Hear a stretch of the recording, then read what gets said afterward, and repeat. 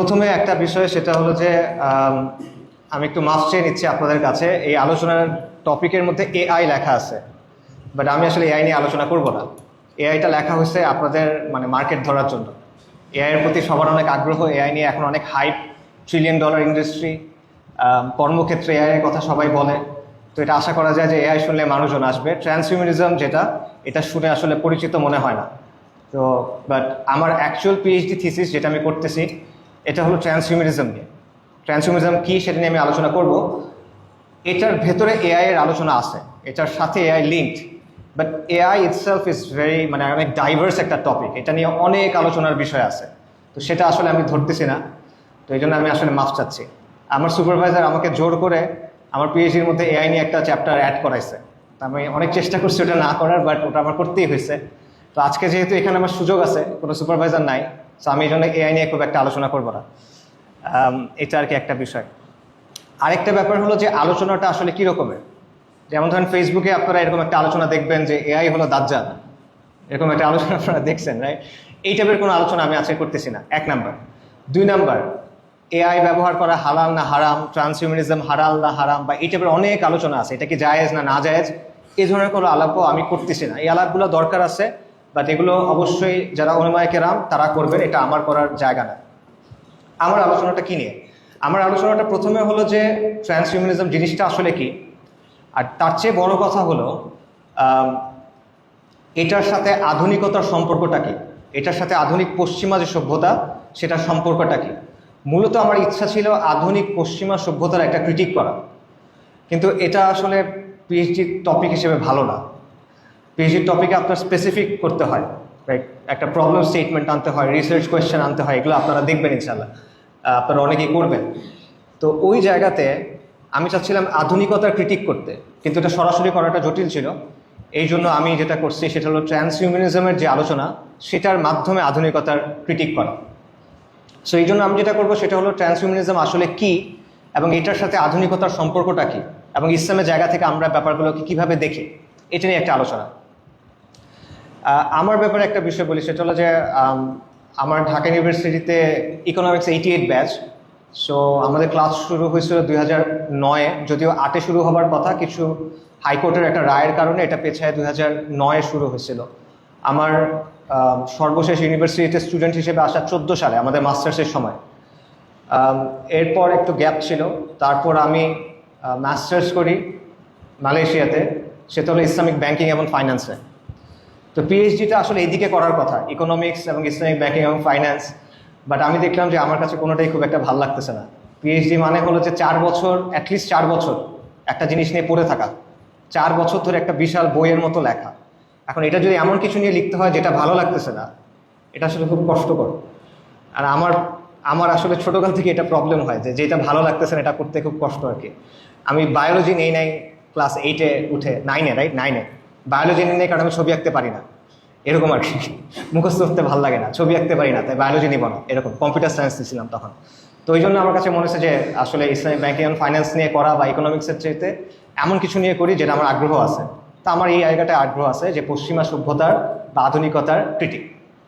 আচ্ছা, সো এটা হলো ভূমিকা। এবার আমি মূল আলোচনাটায় যাই, সেটা হলো ট্রান্সহিউম্যানিজম আসলে কি। ট্রান্সহিউম্যানিজম, এটার কাছাকাছি একটা ওয়ার্ড আপনারা শুনছেন, ট্রান্সজেন্ডার, লাইক ট্রান্সজেন্ডার, ওরকম ট্রান্সহিউম্যানিজম। ট্রান্সহিউম্যানিজম কি? ট্রান্সহিউম্যানিজম হলো একটা সোশ্যাল, কালচারাল এবং ফিলোসফিক্যাল মুভমেন্ট, একটা সামাজিক, সাংস্কৃতিক এবং দার্শনিক আন্দোলন। যে আন্দোলনটা কি চায়? এই আন্দোলনটা বলে যে মানব জাতির রূপান্তর করা প্রয়োজন বিজ্ঞান এবং প্রযুক্তির মাধ্যমে। আবার বলছে, তারা বলতে চায় যে মানব জাতির বর্তমান যে চেহারাটা আছে এটাকে পরিবর্তন করা প্রয়োজন, এটার রূপান্তর করা প্রয়োজন বিজ্ঞান এবং প্রযুক্তির মাধ্যমে। এটার সাথে বিবর্তনের আইডিয়াটা লিঙ্কড, যে মানুষ তো আজকের যে রূপ আছে এই রূপে সবসময় ছিল না, এটা তারা বিশ্বাস করে, আধুনিকতাটা বিশ্বাস করে, বিবর্তনের তত্ত্বে বিশ্বাস করে। সো মানুষ প্রথমে একটা এইপ টাইপ জন্তু ছিল, বন মানুষ টাইপের একটা জন্তু ছিল তাদের বিশ্বাসে। সো সেই জায়গা থেকে ধাপে ধাপে রূপান্তরিত হয়ে মানুষ আজকের অবস্থায় এসে পৌঁছাইছে।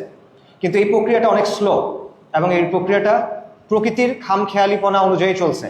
তো এতদিন পর্যন্ত বিবর্তন হয়েছে প্রকৃতির খেয়াল অনুযায়ী, এখন যে বিবর্তন সেটা হবে মানুষের পরিকল্পনা অনুযায়ী। সো একটা ছিল ডারউইনিয়ান এভলিউশন, এখান থেকে আমরা এখন যাব ডিজাইনার এভলিউশন, মানুষের খেয়াল মতো এভলিউশন হবে। এটা হলো সংক্ষেপে ট্রান্সহিউম্যানিজমের মূল বক্তব্য।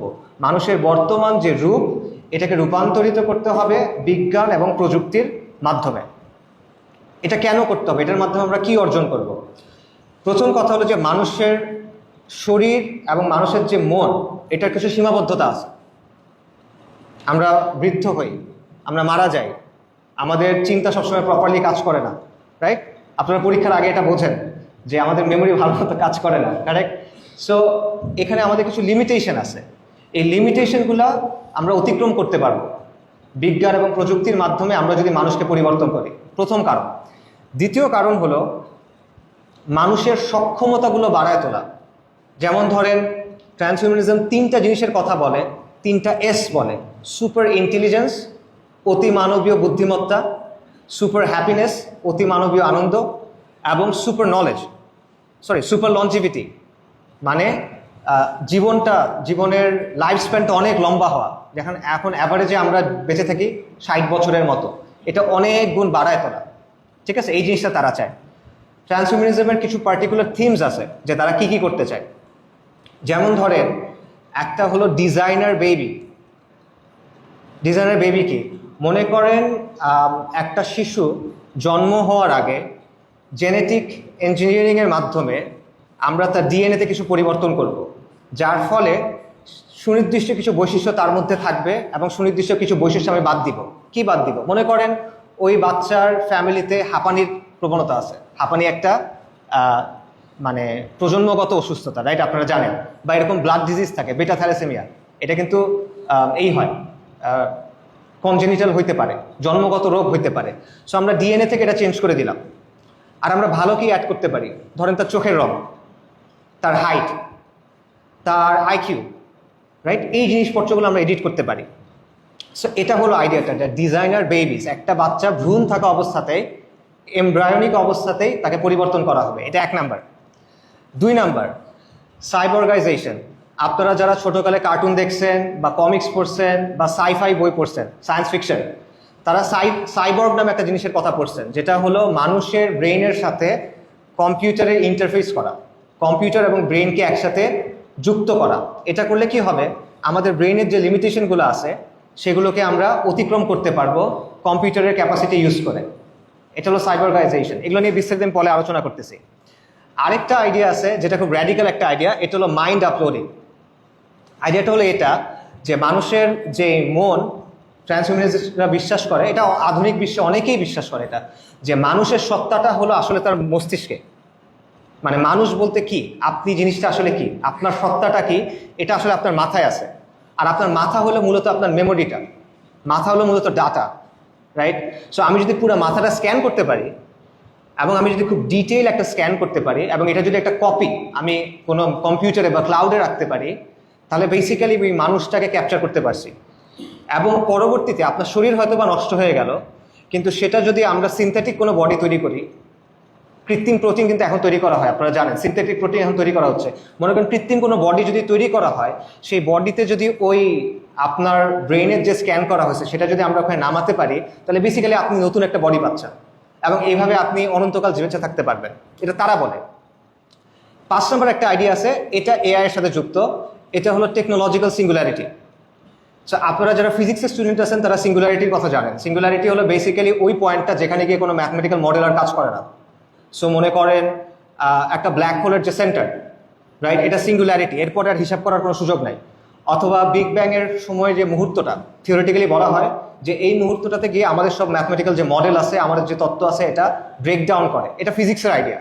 টেকনোলজিক্যাল সিঙ্গুলারিটির আইডিয়াটা হলো যে আর্টিফিশিয়াল ইন্টেলিজেন্সের বিকাশের মাধ্যমে বা অগ্রগতির কারণে আমরা এমন একটা পর্যায়ে গিয়ে পৌঁছাবো যখন বিজ্ঞানের এবং প্রযুক্তির বিকাশটা এত দ্রুত গতিতে হবে এবং এত ব্যাপকভাবে হবে যে এই পর্যায়ে গিয়ে আমরা কোনো পূর্বাভাস দিতে পারবো না। আমাদের পক্ষে হিসাব রাখা পসিবল হবে না যে আসলে কি হচ্ছে। এটা একটু আমি ব্যাখ্যা করি। আমরা বর্তমানে যে এআইগুলো ইউজ করি, ফর এক্সাম্পল আপনারা যেগুলো ইউজ করতেছেন, Gemini, ChatGPT, Claude, right, এরকম যা কিছু ইউজ করতেছেন এগুলো আসলে ন্যারো এআই, মানে এগুলোকে তৈরি করা হয়েছে স্পেসিফিক ধরনের কিছু কাজ করার জন্য। তো এটা যথেষ্ট না। আর্টিফিশিয়াল ইন্টেলিজেন্সের শুরু থেকে চিন্তাটা আসলে যেটা তৈরি করার, সেটাকে বলা হয় এজিআই, আর্টিফিশিয়াল জেনারেল ইন্টেলিজেন্স। এটার মানে হলো এমন কোনো মেশিন যেটা অনেকগুলো কগনিটিভ ডোমেইনের মধ্যে কাজ করতে পারবে এবং প্রত্যেকটাতে মানুষের মতো করে চিন্তা করতে পারবে, সে মানুষের সমপর্যায়ে চিন্তা করতে পারবে, শুধুমাত্র একটা ডোমেইনে না, সে অ্যাক্রস ডিফারেন্ট কগনিটিভ ডোমেইনসে শিখতে পারবে, জানতে পারবে এবং ওই জানাটাকে অ্যাপ্লাই করতে পারবে। এটা হলো আর্টিফিশিয়াল জেনারেল ইন্টেলিজেন্স। এবং এই যে আপনারা এআই রেইসের কথা জানেন, আপনারা যারা খোঁজ খবর রাখেন জানবেন যে ডিপ মাইন্ড, গুগলের ডিপ মাইন্ড, ওপেন এআই, তারপরে ক্লড, অ্যানথ্রোপিক, এরা সবাই কিন্তু রেইস করতেছে, এবং চাইনিজ বিভিন্ন কোম্পানি, যে কারা আগে তৈরি করতে পারে, কি তৈরি করতে পারে, এজিআই তৈরি করতে পারে। কেন? কারণ এজিআই যদি তৈরি করা যায় তাহলে তত্ত্বটা হলো যে আইফোনের যেমন, আইফোন এখন মনে হয় আইফোন 17 সবচেয়ে লেটেস্ট মডেল, রাইট? আইফোন 17-এর পরে আছে আইফোন 17 প্রো, প্রো ম্যাক্স, তারপর আইফোন 18, রাইট? আপগ্রেড হয়। আইডিয়াটা হলো একবার যদি এজিআই তৈরি করা যায়, এজিআই তখন নিজেই নিজেকে আপগ্রেড করতে পারবে। কথা বুঝছেন? মানুষেরা আপগ্রেড করতে হবে না, সে নিজে নিজেকে আপগ্রেড করতে পারবে। সে খুব দ্রুত সময়ের মধ্যে এজিআই 1 থেকে এজিআই 2 হবে এবং এজিআই 2 থেকে এজিআই 3 হবে, খুব দ্রুত সময়ের মধ্যে। এটাকে বলা হয় রিকার্সিভ সেলফ ইমপ্রুভমেন্ট। এটা বেসিক্যালি একটা লুপ, এবং এটার ফলে অতি দ্রুত এমন একটা বিকাশ ঘটবে যেটা মানুষের পক্ষে আর মানে হিসাব করাই আর পসিবল হবে না। সাধারণ মানুষের পক্ষে, সাধারণ বুদ্ধিমত্তার পক্ষে এটা তখন আর হিসাব করাই পসিবল না যে আসলে কি হচ্ছে। তা টেকনোলজিক্যাল সিঙ্গুলারিটি বলতেছে যে এই পর্যায়ে যাওয়ার পর মানুষ কি করবে? সে বলছে মানুষকে যদি এই সময় টিকে থাকতে হয়, মানুষকে যদি এই সময় খেয়াল রাখতে হয় যে আসলে কি হচ্ছে, তখন মানুষের সাথে আর্টিফিশিয়াল যে ইন্টেলিজেন্স, এটাকে মার্জ করতে হবে। আদারওয়াইজ মানুষ অবসলিট হয়ে যাবে, তামাদি হয়ে যাবে, সে এটার খোঁজখবর রাখতে পারবে না, রাইট? সো এটা হলো টেকনোলজিক্যাল সিঙ্গুলারিটি। সো এগুলো হলো কিছু আইডিয়া ট্রান্সহিউম্যানিজমের। আলটিমেটলি ট্রান্সহিউম্যানিজমের আইডিয়াটা কি? এত কিছু আমরা কেন করতেছি, করে কি লাভটা? লাভটা হলো সে বলতেছে আজকে যে মানুষ আছে সেই মানুষ আগামীতে আর থাকবে না, মানুষের জায়গায় নতুন একটা প্রজাতি আসবে, সেটার নাম হলো পোস্ট হিউম্যান, উত্তর মানুষ। সো আজকে মানুষ আছে, post human, man post human বা হিউম্যান পোস্ট হিউম্যান। ট্রান্সহিউম্যানিজম হলো এই দুটার মাঝের জায়গাটা। ট্রান্সহিউম্যানিজম হলো এই ভিশনটা যে মানুষকে আমরা পোস্ট হিউম্যানে পরিণত করব, এই যে ভিশন, এটা ট্রান্সহিউম্যানিজম, এবং এই প্রক্রিয়াটা, এটাও ট্রান্সহিউম্যানিজম। ঠিক আছে? সো ট্রান্সহিউম্যানিজম বেসিক্যালি বলতেছে মানুষ থেকে আমাদের উত্তর মানুষে পরিণত হতে হবে, এবং এই প্রক্রিয়াটা আমরা সামনে আগায় নিয়ে যেতে চাই। মানুষের যে দুর্বল শরীর, সেই শরীরটাকে আমরা রোবোটিক্স দিয়ে, জিনোমিক্স দিয়ে, ন্যানো টেকনোলজি দিয়ে পরিবর্তন করব। মানুষের যে দুর্বল ঠুনকো মস্তিষ্ক, যে পরীক্ষার আগে কোনো কিছু মনে থাকে না, বয়স বাড়ার সাথে স্মৃতি হারা যায়, এটাকে আমরা সর্বাধুনিক এআই এর সাথে যুক্ত করব, এবং এটার তখন আর কোনো সীমা থাকবে না। এবং তখন আমাদের কি হবে? তারা বলতেছে তখন মানুষের ক্ষমতা হবে গড লাইক। একাডেমিক আলোচনাতেই তারা এটা ইউজ করে, god like, small g, small letter g, god like, দেবতাদের মতো ক্ষমতা। এবং তারা বলতেছে যে এইভাবে মানুষ থেকে পোস্ট হিউম্যান হবে, এবং এই অবস্থাটা কীরকম হবে? একটা মানুষের সাথে শিম্পাঞ্জির যে দূরত্ব, রাইট, মানুষের তুলনায় শিম্পাঞ্জির যে বুদ্ধিমত্তা, পোস্ট হিউম্যানের সাথে মানুষের তুলনাটা ওই রকম। মানুষের কাছে শিম্পাঞ্জি যেমন, পোস্ট হিউম্যানের কাছে মানুষ তেমন। এটা হলো তাদের idea. So all ideas of transhumanism আর বেসিক্যালি এই আইডিয়াটা যে মানুষকে পোস্ট হিউম্যান বানাইতে হবে। কিভাবে আমরা এটা বানাবো? আর্টিফিশিয়াল ইন্টেলিজেন্স দিয়ে, জিনোমিক্স দিয়ে, বায়োটেকনোলজি দিয়ে, ন্যানো টেকনোলজি দিয়ে, এবং এটার সাথে রিলেটেড আরও অনেক টেকনোলজি দিয়ে, যেগুলো সামনে আসতেছে। এখন প্রশ্ন হলো যে ভাই এটা আমি কেন করব? এরকম আজব একটা জিনিস আমরা কেন করবো? এটা লাভটা কি? অবশ্য অনেক লাভ আছে, অনেক কারণ আছে। প্রথম কারণ হলো কষ্ট লাঘব করা। মানব জাতি যা কিছু করে তার মধ্যে একটা বড় কারণ হলো কষ্ট লাঘব করা। কিসের কষ্ট? দেখেন, প্রতি বছর অনেক মানুষ শারীরিক অসুস্থতায় ভোগে, মানসিক অসুস্থতায় ভোগে, বার্ধক্যের কারণে কষ্ট পায়, ওল্ড এজ, রাইট? এবং প্রতিদিন কোটি কোটি মানুষ আলটিমেট কষ্টটা পায় মৃত্যুর মাধ্যমে। এবং কেউ তো আসলে মরতে চায় না, বা অধিকাংশ মানুষই মরতে চায় না। এটা তো আশা করি সবাই অ্যাগ্রি করবেন, অধিকাংশ মানুষই ওই সময় মরতে চায় না।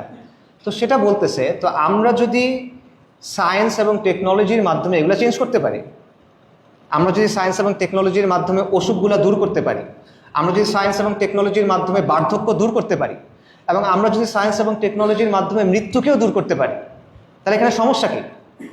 বরং এটা তো করা উচিত, কারণ সবার কষ্ট হচ্ছে, সবার কষ্ট তো লাঘব করা দরকার। এটা তো একটা ভালো কাজ। দুনিয়াতে এগুলোর জন্য মানুষ শান্তিতে নোবেল পুরস্কার পায় না, মানুষের কষ্ট লাঘব করে। এটা একটা ভালো কাজ। সেটা হলো প্রথম যুক্তি, কষ্ট লাঘব করার যুক্তি। পরের যুক্তিটা হলো যে দেখেন, মানুষ তার ইতিহাসে সবসময় বিভিন্ন উপাদান, বিভিন্ন উপকরণ, বিভিন্ন হাতিয়ার ইউজ করছে। যেমন ধরেন, মানুষের হাত খুব শক্তিশালী না, তার হাতে নখ নাই। একটা বাঘের হাত অনেক শক্তিশালী, মানুষের হাত কিন্তু এত শক্তিশালী না। সো মানুষ কি করছে? সে বর্ষা তৈরি করছে, সে তীর তৈরি করছে, সে তলোয়ার তৈরি করছে, সে রাইফেল তৈরি করছে, অ্যাসল্ট রাইফেল তৈরি করছে, রাইট? মানুষ খুব দ্রুত দৌড়াতে পারে না, এই জন্য মানুষ কি করছে? সে ঘোড়াকে পোষ মানাইছে, তারপর সে চাকা আবিষ্কার করছে, সে গাড়ি আবিষ্কার করছে, প্লেন আবিষ্কার করছে। মানুষ অনেকক্ষণ সাঁতার কাটতে পারে না, যেরকম একটা মাছ পারে, সেজন্য সে কি করছে? সে জাহাজ আবিষ্কার করছে। সে আকাশে উঠতে পারে না, কিন্তু সে কি করছে? সে প্লেন আবিষ্কার করছে। অর্থাৎ মানুষ সবসময় আমাদের যে অসুস্থতা আছে, অসুস্থতা দূর করার জন্য আমরা কি করছি? বিভিন্ন ওষুধ তৈরি করছি, মেডিকেল টেকনোলজি তৈরি করছি। অর্থাৎ মানুষ অলওয়েজ তার যে সিচুয়েশন, এটা উন্নত করার জন্য বিজ্ঞান এবং প্রযুক্তিকে ইউজ করছে। তো ট্রান্সহিউম্যানিজম তো এটাই বলতেছে, মানে মৌলিকভাবে কথা তো ডিফারেন্ট না, সবসময় আমরা ইউজ করে আসছি। এখন আমরা করব নিজের বডিটাকে চেঞ্জ করব। সমস্যা কি? এটা লজিক্যালি তো একই জিনিস। আপনারা কেন বডিটাকে চেঞ্জ করতে চাইবেন না? এটা কি কারণ? এটা হলো দ্বিতীয় যুক্তি। তৃতীয় যুক্তি হলো অধিকার এবং স্বাধীনতার যুক্তি। সেই যুক্তিটা কি? যে মানুষের একটা মৌলিক অধিকার আছে, মানুষ স্বাধীন। মানুষের শরীরের উপর মালিকানা কার? মানুষের নিজের। My body my choice. আপনারা এটা শুনছেন যে দেহ আমার, সিদ্ধান্ত আমার। নারীবাদীরা বলে, অনেকেই বলে, এলজিবিটি আন্দোলন যারা করে তারা বলে দেহ আমার, শরীর আমার। এটার অর্থটা কি? এই শরীরের উপর মালিকানা আমার, এই শরীর নিয়ে আমি যা ইচ্ছা তাই করতে পারবো, যতক্ষণ পর্যন্ত আমি আরেকজনের ক্ষতি করতেছি না ততক্ষণ এখানে বাধা দেওয়ার কেউ নাই, রাইট? এটা হলো আইডিয়াটা। এটাকে বলে অটোনমি, পার্সোনাল অটোনমি বা ইন্ডিভিজুয়াল অটোনমি। তো সেই জায়গা থেকে শরীর আমার, সিদ্ধান্ত আমার। তাহলে আমি যদি সিদ্ধান্ত নেই আমার শরীরকে পরিবর্তন করার, আমি যদি সিদ্ধান্ত নেই আমার ব্রেইনকে পরিবর্তন করার, এবং অন্য কারো ক্ষতি যদি আমি না করি, তাহলে সে বাধা কেন দিবে? এটা তো আমার মৌলিক অধিকার, রাইট? এটা হলো আরেকটা যুক্তি, মৌলিক অধিকারের যুক্তি। তারপরে একটা যুক্তি আছে, এটা হলো সার্ভাইভালের যুক্তি। সেই যুক্তিটা কি? যে মানব জাতির অনেকগুলো ভালনারাবিলিটি আছে, দুর্বলতা আছে। যেমন মনে করেন প্যান্ডেমিক, করোনা ভাইরাসের সময় আমরা দেখছি যে প্যান্ডেমিকের মাধ্যমে হঠাৎ করে জীবনযাত্রা একদম বন্ধ হয়ে যেতে পারে এবং অনেক মানুষ মারা যেতে পারে। তারপর মনে করেন পারমাণবিক যুদ্ধ, নিউক্লিয়ার ওয়ার। পারমাণবিক যুদ্ধ যদি হয়, এক নিমেষে কোটি কোটি মানুষ মারা যাবে। পরিবেশগত বিপর্যয়, ক্লাইমেট ক্রাইসিস, এইটার কারণে কোটি কোটি মানুষ মারা যেতে পারে। এবং যদি কোনো মহাজাগতিক দুর্ঘটনা ঘটে, মনে করেন একটা বিশাল উল্কাপিণ্ড এসে পৃথিবীর উপর এসে পড়ল, নিমিষের মধ্যে শত কোটি মানুষ মারা যেতে পারে, রাইট? সো এটা আমরা সলিউশন করবো কিভাবে? তখন বলতেছে বর্তমান অবস্থায় সলিউশন করা সম্ভব না, কিন্তু মানুষ যদি তার নিজেকে মেশিনের সাথে মার্জ করে, মেশিনের সাথে সংযুক্ত করে, তাহলে মানুষের পক্ষে পসিবল হইতে পারে এই ব্যাপারগুলো অতিক্রম করে টিকে থাকা। অর্থাৎ যুক্তিটা এখন হলো কিসের? সার্ভাইভালের, টিকে থাকার, অস্তিত্ব টিকে রাখার। আচ্ছা, এরপর হলো গ্লোবাল স্কেলে অনেক প্রবলেম আছে বর্তমান বিশ্বে, রাইট? রাজনৈতিক পর্যায়ে অনেক প্রবলেম, টেকনোলজিক্যাল অনেক প্রবলেম। এই প্রবলেমগুলো আমাদের পক্ষে সলভ করা বেশ কঠিন হয়ে যাচ্ছে। আমরা দেখতেছি যে আসলে সলভ কিন্তু হইতেছে না, এবং দিন দিন প্রবলেমগুলো আরও জটিল রূপ ধারণ করতেছে। সো এটা সলভ করার জন্য এই বুদ্ধি দিয়ে হবে না, আরও বেশি বুদ্ধি লাগবে। সহজ কথা হলো এটা। তো এইটার জন্য কি করতে হবে? আমরা এআই এর সাথে আমাদেরকে মার্জ করবো। সো এরকম অনেকগুলো যুক্তি তারা দেয়, এবং তারা একটা বিষয় বলে, সেটা হলো যে দেখেন, এটা হলো আনন্দের যুক্তি। যে দেখেন, আলটিমেটলি মানব জীবনের উদ্দেশ্য কি? মানব জীবনের উদ্দেশ্য হলো আনন্দকে যত সম্ভব বাড়ানো এবং কষ্টকে যত সম্ভব কমানো। Maximising pleasure, minimising harm. আনন্দ যত বেশি সম্ভব বাড়ানো, ক্ষতি যত বেশি সম্ভব কমানো। তো সেই জায়গা থেকে বলতেছে যে আমাদের যদি টেকনোলজির মাধ্যমে আমরা আনন্দ অনেক বাড়াইতে পারি, ক্রিয়েটিভিটি অনেক বাড়াইতে পারি, এটা তো আমাদের করা উচিত। এটি তো মানব জাতির উদ্দেশ্য, রাইট? এই কথাগুলো তারা বলে। এরপর তারা বলে যে আপনারা বলতে পারেন যে না, এখানে অনেক রিস্ক আছে। এটা করতে গিয়ে এমন হইতে পারে যে যাদের টাকা পয়সা আছে তারাই এটা করতে পারলো, গরিব মানুষরা করতে পারলো না। তখন অথবা দেখা গেল যে কিছু মানুষ নিজেদেরকে পরিবর্তন করলো, কিছু মানুষ পরিবর্তন করলো না। এই দুই দলের মধ্যে ঝগড়া হওয়া শুরু করলো বা যুদ্ধ হওয়া শুরু করলো। অথবা হইতে পারে যে কোনো কম্পিউটারের যেহেতু আমি ইন্টারফেস করতেছি সবাইকে, কোনো হ্যাকার সব কিছুর কন্ট্রোল নিয়ে নিল, রাইট? এরকম অনেক সিনারিও হয়। তখন ট্রান্সহিউম্যানিস্টরা বলে যে হ্যাঁ, এই রিস্কগুলো আছে, কিন্তু সবসময়ই সায়েন্টিফিক কোনো প্রকল্পের মধ্যে এই রিস্কগুলো থাকে। মানুষ যখনই সায়েন্টিফিক বিভিন্ন প্রকল্পের মধ্যে কাজ করছে, এই রিস্কগুলো থাকে। তো রিস্ক নিয়েই আমাদের কাজ করতে হবে, বাট আমাদের চেষ্টা করতে হবে রিস্কগুলো মিটিগেট করার, মানে এটা যেন বড় রিস্ক না হয় সেই চেষ্টাটা করতে হবে। এটা হলো তাদের বক্তব্য। এখন আপনাদের কাছে মনে হতে পারে যে এটা সায়েন্স ফিকশন, বাট এটা আসলে সায়েন্স ফিকশন না। এটার বেশ কিছু জিনিস বাস্তবে এখন পসিবল। আমি আপনাদের কয়েকটা এক্সাম্পল দিচ্ছি। প্রথম বিষয়টা হলো যে ট্রান্সহিউম্যানিজমের ধারণাটা পুরো ওয়ার্ল্ডে এখন বেশ প্রভাবশালী। ফিল্ম, লিটারেচার, ভিডিও গেমস এবং একাডেমিক জগতে এটা নিয়ে অনেক আলোচনা হয়। অনেক সিনেমা আছে যেটা এটার উপর বেস করে হয়েছে, অনেক গেমস আছে, এগুলো অনেক আগে থেকেই হচ্ছে। একাডেমিক জগতে এগুলো নিয়ে আপনি দেখবেন রীতিমতো বই, পেপার্স এবং একাডেমিক কনফারেন্সেস হয়। ইউভাল নোয়া হারারির একটা বিখ্যাত বই আছে হোমো সেপিয়েন্স, রাইট? এটা আপনারা সবাই জানেন। বাট তার পরের বইটার নাম হলো হোমো ডিওস, যেই বইটা মূলত এই ট্রান্সহিউম্যানিজমের বিষয়টা নিয়ে আলোচনা করে। সো এবং এখন যেটা হচ্ছে, অনেক রিসার্চ হচ্ছে, যে রিসার্চগুলোর ফোকাস হলো এমন সব জায়গা যেগুলো ট্রান্সহিউম্যানিজমের সাথে লিঙ্কড। তার চেয়ে বড় কথা হলো, বর্তমান ওয়ার্ল্ডের সবচেয়ে ক্ষমতাশীল যে মানুষগুলো তারা এটাতে বিশ্বাস করে। এরা কারা? এরা হলো ইলন মাস্ক, এরা হলো পিটার থিল, এরা হলো জেফ বেজোস, এরা হলো বিল গেটস, এরা হলো ল্যারি পেজ, এরা হলো ল্যারি এলিসন, ওরাকল এবং গুগলের। আপনারা যারা চেনেন না, জেফ্রি এপস্টিনের নাম আমরা শুনছেন। এপস্টিন ট্রান্সহিউম্যানিজমে বিশ্বাসী ছিল এবং এগুলোর জন্য তারা ইনভেস্টমেন্ট করছে বিলিয়ন্স অফ ডলার। আপনার আমার ইনভেস্টমেন্ট একরকম, এদের ইনভেস্টমেন্ট আরেক রকম। তারা literally billions of dollar investment করছে এটার জন্য। আচ্ছা, এবং এই লোকগুলা, শুধু যে কয়জনের নাম আমি বললাম, এদের অ্যাকচুয়াল সম্পদ কি পরিমাণ? $1.5 ট্রিলিয়ন। $1.5 ট্রিলিয়ন, জাস্ট এই কয়জন মানুষের কথা আমি বললাম। সো এরা ইনভেস্ট করতেছে ট্রান্সহিউম্যানিজম রিলেটেড জায়গাগুলোতে।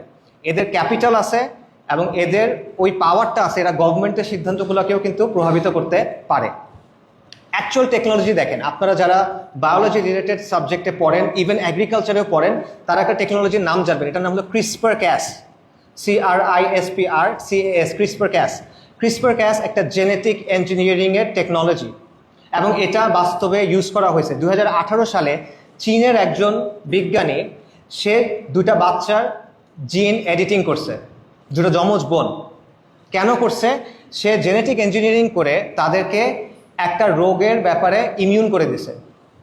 সে রোগটা হলো HIV, একটা ভাইরাস।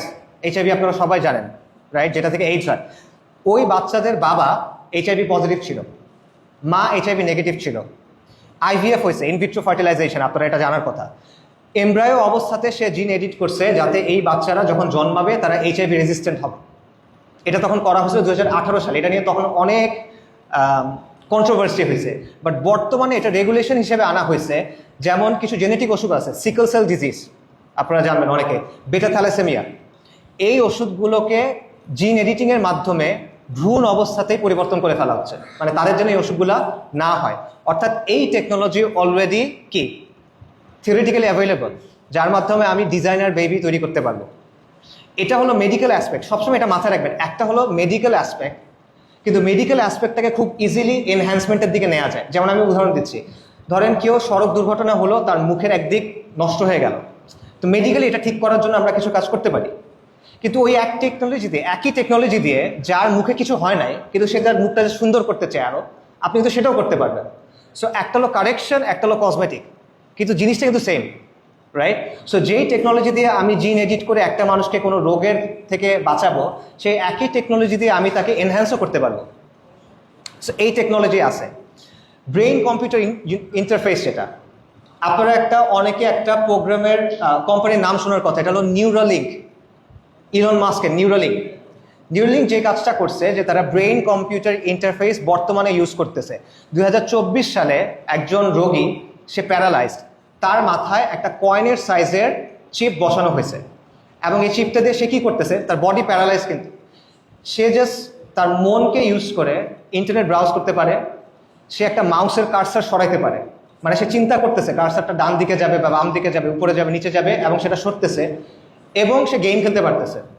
অনেক জটিল গেম না, পাবজি না, বাট মনে করেন অনেক ছোটকালে আমরা গেম খেলতাম একটা, আপনারা হয়তো বা চিনেন না, ডিএক্স বল বা প্যারানয়, আপনারা হয়তো বা চিনবেন না, এটা যারা এইটা আছে তারা চিনবেন। ওই টাইপের যে একটা জিনিস সরাইতে হয়, রাইট, এই টাইপের গেম সে ব্রেন দিয়ে খেলতে পারতেছে। এটা হলো জাস্ট রিসেন্ট অবস্থা। এটা দিয়ে আরও কি করা যেতে পারে, তারা বলতেছে দেখেন মানুষের অনেকগুলা নিউরোলজিক্যাল অসুস্থতা থাকে, যেমন ধরেন সিভিয়ার এপিলেপসি, মানে ব্যাপক মৃগী রোগ, এই হয়েছে সিজার হয়। তারপর মনে করেন পার্কিনসন্স ডিজিজ, এই টাইপের ওষুধ থাকে, এগুলো হলো নিউরোলজিক্যাল ডিসঅর্ডার। সে বলতেছে এই চিপটা বসানোর মাধ্যমে আমরা এই ওষুধগুলো আস্তে আস্তে সলভ করতে পারবো। তারপর মনে করেন একটা মানুষের স্পাইনাল কর্ড ছিঁড়ে গেছে, স্পাইনাল কর্ড ছিঁড়ে যাওয়ার ফলে কী হবে বলেন, প্যারালাইসিস হবে। কিন্তু যদি চিপটা বসানো হয় এবং এটার সাথে যদি আমরা সামহাও প্রস্থেটিক আর্মস ইউজ করি, মানে আমরা যান্ত্রিক অঙ্গ প্রত্যঙ্গ বসাই তার বডিতে, তখন সে এগুলাকে ইউজ করতে পারবে। ইভেন তারা বলতেছে যে কোনো মানুষের দৃষ্টিশক্তি যদি চলে যায়, আমি যদি সরাসরি তার ভিজুয়াল কর্টেক্সকে স্টিমুলেট করতে পারি, সে তো দেখতেও পারার কথা থিওরিটিক্যালি, এটা তারা বলতেছে। আচ্ছা, মনে করেন কারো হাত নাই, আমি তার একটা যান্ত্রিক হাত বসাইলাম এবং এই হাতটাকে কানেক্ট করলাম এই চিপটার সাথে। তাদের কথা হলো যে এই হাতটা তো নর্মাল হাতের চেয়ে ভালোভাবে কাজ করার কথা তখন, এবং নর্মাল হাতের অনেক দুর্বলতা আছে, রক্ত মাংসের হাতের দুর্বলতা আছে, কিন্তু যান্ত্রিক হাতের দুর্বলতা নাই, রাইট? আচ্ছা, এই বিষয়টা হচ্ছে। এরপরে এগুলো তো মেডিকেলের বাইরে কি হইতে পারে? মেডিকেলের বাইরে হইতে পারে মনে করেন আমরা এখন ফোন ইউজ করি টাচ স্ক্রিন দিয়ে, আমরা টেলিভিশন ইউজ করি রিমোট কন্ট্রোল দিয়ে, কারেক্ট? আপনি সব কিছু ওই চিপের সাথে নিয়ে আসতে পারবেন। সো আপনি জাস্ট মনে করেন চিন্তা করলেন, লাইট জ্বলে উঠলো, চিন্তা করলো, টিভি চলা শুরু করলো, এইগুলো আপনি করতে পারবেন। তারপর মনে করেন দুজন মানুষের মাথায় যদি চিপটা বসানো থাকে, তাহলে তারা একে অপরের সাথে কথা বলতে পারবে, অ্যাকচুয়ালি কথা না বলে, টেলিপ্যাথি। সো পরীক্ষার হলে ফর এক্সাম্পল আপনি হয়তো আপনার ফ্রেন্ডের কাছ থেকে জানতে পারবেন, বা পাত্রী দেখতে গেছেন, আপনি হয়তো বা তার সাথে কথা বলতে পারবেন এইভাবে, রাইট? আচ্ছা, এটার সাথে এআই ইন্টিগ্রেশন করা সম্ভব। এআই ইন্টিগ্রেশন যদি করা হয় তাহলে আমাদের যে প্রসেসিং পাওয়ার ব্রেইনের, সেটা থেকে আমরা বের হয়ে যেতে পারবো। সো এরকম অনেকগুলো বিষয় বলা হচ্ছে। আবারও এগুলো সব কিছু হয় না, এখনও কি হয়েছে, ব্রেন দিয়ে মানে চিন্তা দিয়ে মাউসের কার্সার সরানো, চিন্তা দিয়ে ব্রাউজ করতে পারা, বা থিওরিটিক্যালি এটা পসিবল, ঠিক আছে? আচ্ছা, জেফ বেজোস, পিটার থিল, এদের মতো লোকেরা বিলিয়নস অফ ডলার খরচ করতেছে মানে বার্ধক্য, যেটাকে আমরা বলি বয়স্ক হওয়া, বয়স বাড়া, এটাকে কিভাবে থামানো যায়। বার্ধক্য আসলে কি? আমাদের বডির সেলগুলা বা আমাদের বডি যেই হারে ব্রেকডাউন করতেছে, ওই হারে এটাকে আর নতুন করে গঠন হচ্ছে না। বেসিক্যালি জিনিসটা এটা এন্ট্রপি, যেই হারে এটা ভেঙে পড়তেছে ওই হারে এটা পুনর্গঠন হচ্ছে না। সো সে বলছে আমরা যদি সেল লেভেলে এই পরিবর্তনটা আনতে পারি, তাহলে হয়তো বা মানুষের আর বয়স বাড়বে না।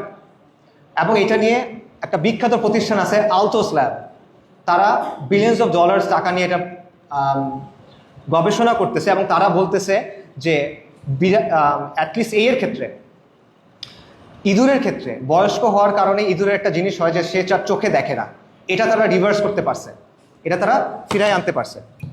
আচ্ছা, এগুলো গেল অ্যাকাডেমিক বা সায়েন্টিফিক এক্সপেরিমেন্টাল দিক। এটার সবচেয়ে ইন্টারেস্টিং জায়গাগুলো, যেটা অলওয়েজ টেকনোলজির সবচেয়ে ইন্টারেস্টিং ইউজের জায়গা, যেটা এটা হলো মিলিটারি। টেকনোলজির যে বিকাশ, এটার ইতিহাসটা আসলে মিলিটারির বিকাশ।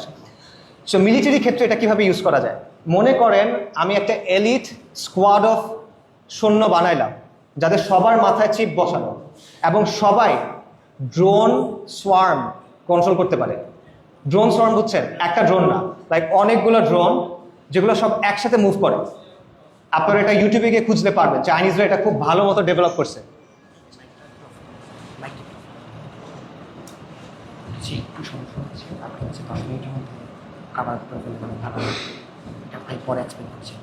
আচ্ছা, ওকে, আচ্ছা।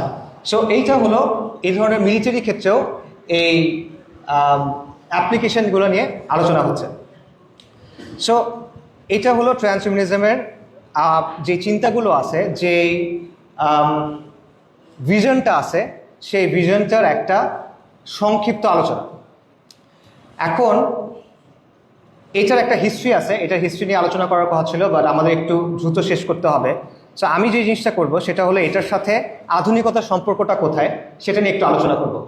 আধুনিকতার ক্ষেত্রে আপনি দেখবেন, এবং এটা ওয়েস্টার্ন একাডেমিকে আলোচনা করছে, যে আধুনিকতার কয়েকটা পিলার আছে, মানে কয়েকটা মৌলিক বিশ্বাস আছে যেগুলোর উপর বেস করে আধুনিকতা কাজ করে। একটা হলো অটোনমি, ব্যক্তি স্বাধীন, এই বিশ্বাসটা। একটা হলো প্রোগ্রেস, প্রগতি, ক্রমাগত যত সময় যাচ্ছে তত আমাদের বস্তুগত উন্নতি হচ্ছে, তত আমাদের চিন্তাগত নৈতিক উন্নতি হচ্ছে, এই বিশ্বাসটা। এবং এই বিশ্বাসটা যে আধুনিক বিজ্ঞান এবং প্রযুক্তির উদ্দেশ্য হলো প্রকৃতিকে নিয়ন্ত্রণ করা। আপনারা দেখবেন ফ্রান্সিস বেকনের একটা কথা আমরা সবাই শুনি, knowledge is power. But knowledge is power মানে কি? জ্ঞান পাওয়ার, এটার অর্থ কি? ফ্রান্সিস বেকন এটা ব্যাখ্যা করছে। এটার মানে হলো যে ইউনিভার্সের উপরে মানুষের যে কন্ট্রোল এবং ডোমিনিয়ন, মানুষের যে নিয়ন্ত্রণ এবং রাজত্ব, সেটাকে বৃদ্ধি করা। ঠিক আছে? এবং আরেকটা বিষয় যেটা আধুনিকতার মধ্যে আছে, এটা হলো টেকনো সলিউশনিজম, যে দুনিয়ার যে কোনো সমস্যা যদি যথেষ্ট টাইম দেওয়া হয় তাহলে যে কোনো সমস্যা বিজ্ঞান এবং প্রযুক্তি সলভ করতে পারবে। সো ট্রান্সহিউম্যানিজম যে কাজটা করতেছে সেটা হলো এটাকে সে চূড়ান্ত পর্যায়ে নিয়ে যাচ্ছে। সো আপনি এসে বলতেছেন যে আমি স্বাধীন, অটোনমির বিশ্বাস, আমার দেহ আমার চয়েস। ট্রান্সহিউম্যানিজম এসে বলতেছে হ্যাঁ, আমার দেহ আমার চয়েস, সো আমার দেহটাকে আমি পরিবর্তন করতে পারি। আপনি এসে বলতেছেন প্রগতি, মানুষের যত সময় যাবে আমাদের তত বিকাশ হওয়া প্রয়োজন, সমাজের তত বিকাশ হওয়া প্রয়োজন, পুরনো ধ্যান ধারণা আমরা এখন আর ধরে রাখতে পারি না। ট্রান্সহিউম্যানিজম বলছে হ্যাঁ সঠিক, এবং এই প্রগতির স্বার্থেই মানুষের বডিটাকে আমাদের চেঞ্জ করা প্রয়োজন। আধুনিকতা বলতেছে যে প্রকৃতির উপর নিয়ন্ত্রণ। ট্রান্সহিউম্যানিজম বলতেছে হ্যাঁ আমরা একমত, প্রকৃতির উপর নিয়ন্ত্রণ, এই নিয়ন্ত্রণটা মানব প্রকৃতির উপরও নিয়ন্ত্রণ। ঠিক আছে? এবং দেন যেটা আমি বললাম যে টেকনো সলিউশনিজম, যে বিজ্ঞান এবং টেকনোলজি, সায়েন্স এবং টেকনোলজি, বিজ্ঞান ও প্রযুক্তি সকল কিছু সমাধান দিতে পারে। এখানে তারা বলছে হ্যাঁ, শুধুমাত্র সকল কিছু সমাধান দিতে পারে এটা না, এটা দুনিয়াতে একটা কল্পরাজ্য তৈরি করতে পারে, যেখানে মানুষ মারা যাবে না, যেখানে মানুষ কন্টিনিউলি জীবিত থাকবে, যেখানে কোনো অসুস্থ থাকবে না, যেখানে অনন্ত আনন্দ থাকবে। রাইট? সো এটা হলো আধুনিকতার সাথে ট্রান্সহিউম্যানিজমের সম্পর্কের একটা জায়গা। আচ্ছা, এইখানে ইসলামের জায়গা থেকে বেশ কিছু বিষয় আমরা বলতে পারি যে ইসলামের সাথে পার্থক্যগুলো আসলে কোথায়। একটা মিনিট। ওকে, প্রথমত ট্রান্সহিউম্যানিজমের মূল চিন্তাটা এটা হলো এক্সট্রিমলি দুনিয়া সেন্ট্রিক, মানে দুনিয়ার বাইরে আর কিছু নিয়ে সে চিন্তা করে না, এবং তার চিন্তাটা একেবারে ম্যাটেরিয়ালিস্টিক। সো দুনিয়ার মধ্যেই আপনার একটা কল্পলোক তৈরি করতে হবে। এবং গত শতাব্দীগুলোতে বিভিন্ন পলিটিক্যাল ফিলোসফি, কমিউনিজম, নাৎসিজম, ফ্যাসিজম, এই জিনিসটাই করার চেষ্টা করছে যে দুনিয়ার মধ্যে একটা কল্পলোক, এমন কিছু একটা তৈরি করব যেখানে সব কিছু সমাধান হয়ে গেছে। তো এখন এটা টেকনোলজির মাধ্যমে করা হচ্ছে। গায়েবে সে বিশ্বাস করে না। কিন্তু ইসলাম আমাদের কি বলে? ইসলাম বলে মানুষের জীবনের বা বাস্তবতার দুটো দিক আছে, একটা হলো দুনিয়া, একটা হলো আখিরাত। এবং একটা হলো শাহাদার জগৎ, যেটা আমরা দেখি, একটা হলো গায়েব, যেটা আমরা দেখি না। এবং আল্লাহ সুবহানাহু ওয়া তাআলা আমাদের বলছে ওয়ামাল হায়াতুদ দুনিয়া ইল্লা মাতাউল গুরুর, দুনিয়ার জীবন হলো ছলনা মাত্র। এবং আল্লাহ সুবহানাহু ওয়া তাআলা আমাদের বলছেন কুল্লু নাফসিন যায়িকাতুল মাউত, প্রত্যেক জীবকে মৃত্যুর স্বাদ আস্বাদন করতে হবে।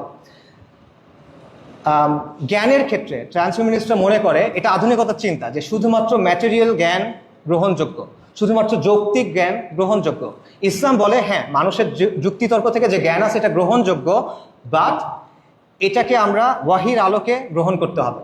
কারণ মানুষের মনের, আমরা যে চিন্তাগুলো করি, সায়েন্টিফিক থিওরি পরিবর্তন হয়, সায়েন্টিফিক থিওরি কখনো মানে ধ্রুব হয় না, এটার মধ্যে পরিবর্তন আসে। সো আমরা যে চিন্তাগুলো করি এগুলোর মধ্যেও পরিবর্তন আসতে পারে। সো এই জায়গা থেকেও এপিস্টেমোলজির জায়গায়, অর্থাৎ আমরা কিভাবে কোনো কিছু জানবো, সেই জায়গাতেও দ্বিমত আছে। মানুষের ক্ষেত্রে ট্রান্সহিউম্যানিজম মনে করে যে মানুষ হলো আধা ক্ষেত্রে একটা জিনিস, ডিফেক্টিভ একটা জিনিস, ত্রুটিপূর্ণ একটা জিনিস। কিন্তু আল্লাহ সুবহানাহু ওয়া তাআলা বলতেছেন লাকাদ খালাকনাল ইনসানা ফি আহসানি তাকওয়িম, আল্লাহ সুবহানাহু ওয়া তাআলা মানুষকে সৃষ্টি করছেন সর্বোত্তম উপায়ে। আল্লাহ সুবহানাহু ওয়া তাআলা বলছেন ওয়ালাকাদ কাররামনা বানি আদম, আমি বনি আদমকে সম্মানিত করছি অনেক সৃষ্টির উপরে। সো এই জায়গাগুলোতে আপনি দেখবেন ট্রান্সহিউম্যানিজমের সাথে ইসলামের চিন্তার অনেক বড় পার্থক্য আছে। ট্রান্সহিউম্যানিজম মনে করে যে মানুষ হলো তার মনটা, মন হলো আসলে ব্রেইন, ব্রেইন হলো কিছু ডাটা। আর আমরা বলতেছি, আল্লাহ আমাদের জানাচ্ছেন যে মানুষ হলো রূহ, মানুষ হলো নাফস, এবং মানুষ হলো আকল। এই প্রত্যেকটা জিনিস আছে। সো ট্রান্সহিউম্যানিজমের মধ্যে এই জিনিসগুলো নাই। সো ফাইনালি একটা বিষয় বলে আমি শেষ করতেছি, সেটা হলো যে এগুলো তো জেনারেল কথা, বাট ট্রান্সহিউম্যানিজম যে প্রতিশ্রুতিগুলো দেয় এগুলোর সাথে আপনি কোরআনের কিছু আয়াতের হুবহু মিল পাবেন। মানে কোরআনের কিছু আয়াতে কিছু বিষয় বলা হয়েছে যেগুলো হুবহু ট্রান্সহিউম্যানিজম যেই প্রতিশ্রুতিগুলো দেয় সেগুলোর সাথে মিলে যায়। এগুলো কোন আয়াত?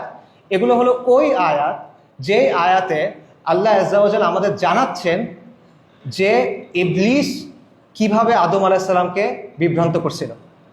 যেমন সূরা তাহাতে আল্লাহ সুবহানাহু ওয়া তাআলা বলতেছেন, ফাওয়াসওয়াসা ইলাহি শাইতান, অতঃপর ইবলিস তাকে কুমন্ত্রণা দিল। কাকে? আদমকে, আদম আলাইহিস সালামকে। ক্বালা ইয়া আদামু হাল আদুল্লাকা আলা শাজারাতিল খুলদ, হে আদম আমি কি তোমাকে শাজারাতুল খুলদের কথা বলবো, ওই বৃক্ষের কথা বলবো যেটা অনন্ত জীবনদায়ী, ওয়া মুলকিন লা ইয়াবলা, এবং এমন একটা রাজত্ব যেটা অক্ষয়। সে আদম আলাইহিস সালাম কি বলতেছে যে আল্লাহ তোমাকে এই গাছের কাছে যেতে মানা করছে, বাট এটা হলো অনন্ত জীবনদায়ী বৃক্ষ এবং এটা তোমাকে এমন এক রাজত্ব দিবে যেটার কোনো শেষ নাই। এবং সূরা আরাফে আল্লাহ সুবহানাহু ওয়া তাআলা বলতেছেন ইবলিস অ্যাকচুয়ালি কি বলতেছিল। ইবলিস বলতেছে, ওয়াকালা মা নাহাকুমা রব্বুকুমা আন হাযিহি শাজারা, তোমার রব তোমাদেরকে এই বৃক্ষের কাছে যেতে কেন মানা করছে জানো? কারণ তোমরা যদি এখানে যাও ইল্লা আন তাকুনা মালাকাইন, তাহলে তোমরা ফেরেশতাদের মতো হয়ে যাবা, আও তাকুনা মিনাল খালিদিন, অথবা তোমরা তাদের মতো হয়ে যাবা যারা চিরস্থায়ীভাবে জান্নাতে বসবাস করে। অর্থাৎ ইবলিসের যে মিথ্যা প্রতিশ্রুতি সেটা কি? এমন একটা বিশেষ জ্ঞান আছে যে জ্ঞানের কাছে যদি আপনি যান তাহলে আপনি অক্ষয় রাজত্ব পাবেন, এবং এই জ্ঞান আল্লাহ মানুষের কাছ থেকে গোপন করছেন, নাউজুবিল্লাহ। আপনি ফেরেশতাদের মতো হতে পারবেন, আপনি অমরত্ব পাবেন, এবং আপনি দুনিয়াতে চিরস্থায়ী হবেন। রাইট? এই হলো প্রতিশ্রুতি। এবং সূরাতুন নিসাতে আপনারা জানেন যে ইবলিস আল্লাহ সুবহানাহু ওয়া তাআলাকে বলতেছে, আল্লাহ সুবহানাহু ওয়া তাআলাকে সে প্রতিশ্রুতি দিচ্ছে, প্রমিস করতেছে। সে বলছে, ওয়া ক্বালা লা আত্তাখিযান্না মিন ইবাদিকা নাসিবাম মাফরুদা, আমি অবশ্যই তোমার বান্দাদের মধ্য থেকে একটা অংশকে কি করব? পথভ্রষ্ট করব। এবং পথভ্রষ্ট করে আমি কি করব? সে বলতেছে, ওয়ালা আমুরান্নাহুম ফালা ইউগাইয়িরুন্না খালাকাল্লাহ, আমি তাদেরকে আদেশ করব এবং তারা আল্লাহর সৃষ্টিকে কি করবে? পরিবর্তন করবে। সো আপনি যদি চিন্তা করে দেখেন তাহলে ট্রান্সহিউম্যানিজমের যেই প্রতিশ্রুতিগুলা, ইমর্টালিটি, অমরত্ব, অতিমানবীয় জ্ঞান, অতিমানবীয় শক্তি, অতিমানবীয় রাজত্ব, রাইট, এই প্রত্যেকটা জিনিস আসলে ওই প্রতিশ্রুতি যেটা ইবলিস আদম আলাইহিস সালামকে দিছিল কোথায়? জান্নাতে।